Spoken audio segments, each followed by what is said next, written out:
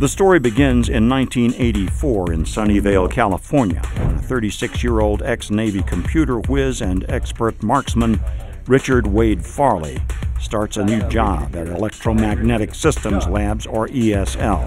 When Farley is introduced to a pretty, petite 22-year-old named Laura Black, it was love at first sight, as he later described it. His feelings rapidly escalated into a fatal obsession. We met at ESL as co-workers. He became infatuated with Laura Black. She did nothing to solicit that infatuation. She wanted a business professional relationship. He basically became obsessed with her. Wrote letters, lots of letters, left presents and gifts. ESL, their human resources department, kind of kept him from doing some of those things, but once he was terminated, they no longer had any control over him. He followed her around. She moved. He discovered where she moved to and followed her there too. In those days, there was no stalking legislation. He had actually planned it out. He had sold his truck. He had sold a lot of his belongings to get money. He wrote bum checks, and then he used that money to buy weapons. The motorhome that he brought to ESL, he intended to go there, kill her, and then kill himself. Early on the morning of February 16, 1988, ex-gang member Bill Lee is driving to work at ESL when he gets a premonition. Little does he know that his teen years spent surrounded by gang violence and weapons would aid him as the day's horrible events unfolded. I'm driving to work. I was just overwhelmed with a feeling, and it was frightening in some ways, and at the same time, it was refreshing in that I somehow knew that that day, the reason why I went to work for ESL would be apparent to me. Around 2:45 p.m., Richard Farley pulls up in his RV, armed to the teeth. He came to the building in that rented motorhome. He had also brought cans of gasoline. He talked about he intended to burn the place down. In an RV in the parking lot of ESL in Sunnyvale, California, mass murderer Richard Farley is preparing to launch his bloodthirsty attack to get revenge on Laura Black, a woman he has been relentlessly stalking for 4 years. Inside the building, corporate employment manager and ex-gang member Bill Lee is preparing for an interview. I got a phone call from the receptionist. My 3 o'clock interview was here. I thanked her, and I walked to the lobby. At the other end of the building, Farley is starting his brutal attack. He had a semi-automatic rifle. He had a shotgun. He had multiple pistols, and he had about 1,000 rounds of ammunition on him. There were about 350 employees that was housed in M5. He could have actually shot every one of us 3 times over. His first victim was leaving. Farley shot him right away, and he died instantly. Farley entered the building. He encountered one person who was just moving into an office. He faced Farley, ran back into his office, tried to hide behind the door, and he was actually not shot.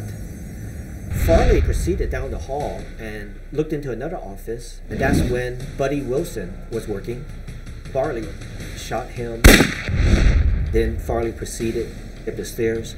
He just kept on firing. And he was making his way to one particular employee's office, and her name was Laura Black. Meanwhile, on the first floor, Bill is heading to the lobby with his new candidate. Due to extensive soundproofing, he has no idea that another part of the office has been transformed into a killing field. And right when I opened the door, people were running down the stairs and they were shouting, some people were crying. And I just said, "What's going on?" And someone said, "There's a man with a gun in the building." And seconds later, the first gunshot went off. And the minute I heard it, I knew it was gunfire. So I grabbed my candidate by the arm, and I basically just shoved him out the door. And then I realized there were approximately 45 co-workers of mine in the Human Relations Department. And I didn't see a single one of them out there.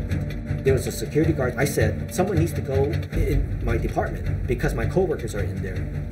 And he says, "I'm sorry, but I can't leave the post." I said, "Well, let me go." And he says, "No, I can't let you back in either."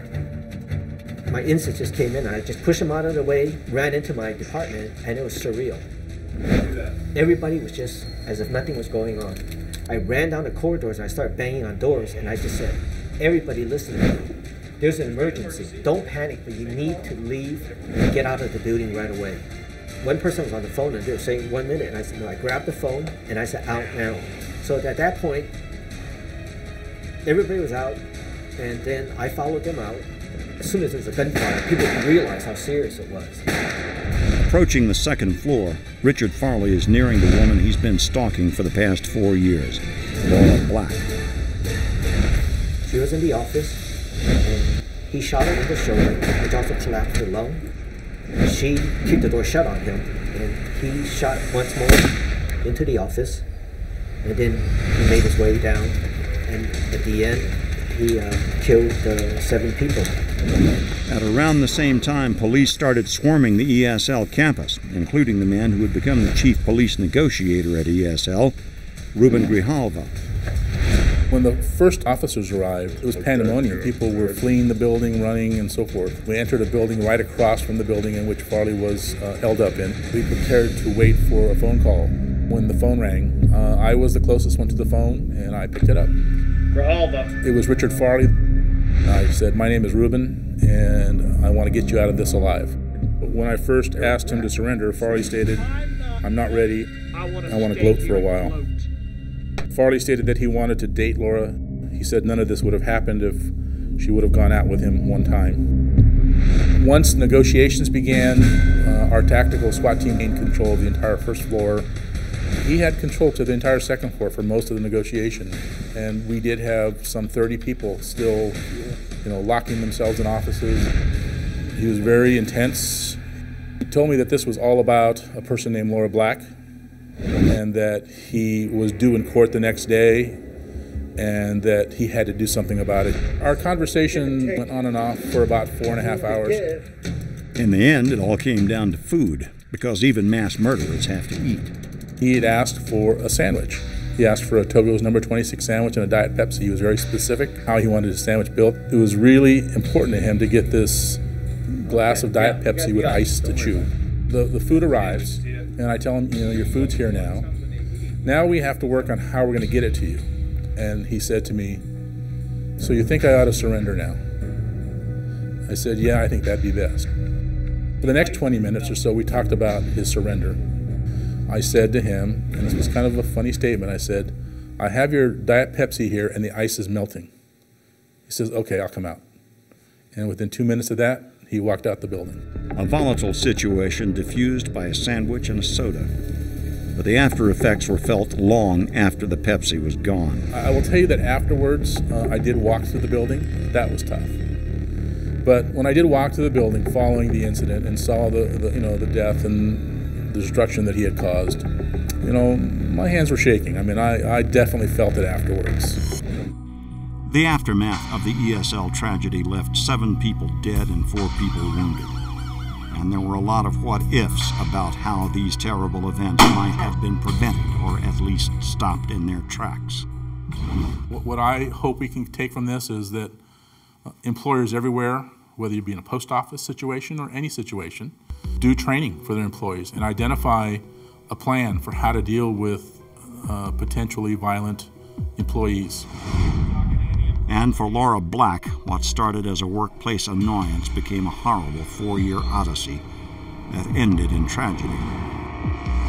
Laura Black did all the right things. There should be no blame for her whatsoever at all. And if you're the person being stalked, don't try to deal with it yourself. Get help, get it immediately. Talk to the police, talk to a lawyer. There are still those among Laura's co-workers that day who wonder, what if one of them had been carrying a gun and had the proper training to use it? As far as whether it would have made a difference if an employee or a security guard was armed, would Farley have been able to stop earlier, right when he was entering the building, or even right when he was walking through the parking lot? I know I've thought about it hundreds of times. It could have made a difference. If you can stop that situation yourself, you're in the right place, you're in the right time, you're prepared, you're trained, and there's a threat that's going to be an imminent threat to someone's life, then you're in a position to take some action. And a lot of times just confronting those people may stop that threat. But if you aren't prepared to carry a gun, there are other things you can do to keep yourself safe in an ESL-type scenario. In the ESL shooting or any occupational setting, there's a few things you can do. If you're in an office and you have an office, you could go under your desk. Another good place are stairwells. Stairwells provide a lot of cover because if somebody comes on one floor, you can always keep that person in your view egressing up and down stairs. That makes a big difference. Again, always try to get out of the situation. You want to get as far away from the gunshot sounds as you can. Maybe it's standing on top of the toilet with the door closed in the bathroom. You want to keep your distance away from that person. The ESL incident affected many people's lives. 7 people were lost for no reason. But the one thing this terrible event did do is bring the problem of stalking into the national dialogue. This case led to the first anti-stalking legislation in the nation. For ex-gang member Bill Lee, the events at ESL were the culmination of his life's journey to that point. I was going through my whole life in order to be able to serve in that role at ESL, to save those people